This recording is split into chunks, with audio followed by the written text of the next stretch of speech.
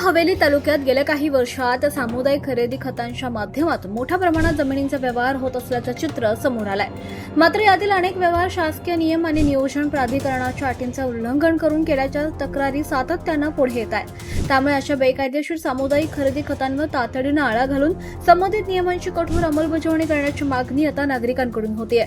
माहितीनुसार कृषी जमिनींचे तुकडे करून सामुदायिक खरेदी खतांच्या माध्यमातून विक्री केली जात असल्याचे प्रकार अनेक ठिकाणी आढळून आलेत। काही प्रकरणांमध्ये आवश्यक परवानग्या, रस्ते, पायाभूत सुविधा तसंच नियोजन प्राधिकरणाची मंजुरी नसतानाही व्यवहार झाल्याचा आरोप आहे। परिणामी भविष्यात नागरिकांना मालमत्तेचे हक्क, बांधकाम परवानगी, वीज जोडणी, पाणी पुरवठा आणि इतर मूलभूत सुविधांबाबत अडचणी निर्माण होण्याची शक्यता व्यक्त केली जाते।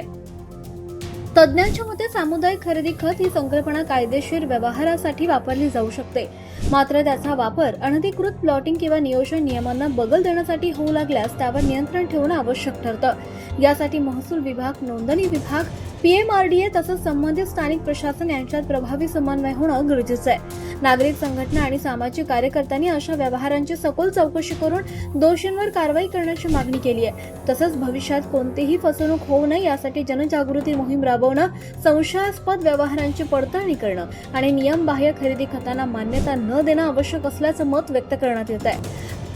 पूर्व हवेली परिसरातील अनियंत्रित सामुदायिक खरेदी खतांचा वाढता कल लक्षात घेता शासन आणि प्रशासनानं तातडीनं ठोस धोरण आखून बेकायदेशीर व्यवहारांना प्रतिबंध घालणं ही काळाची गरज बनली आहे। महाराष्ट्र एक्सप्रेस न्यूजसाठी हनुमंत सुरवसे, हवेली, पुणे।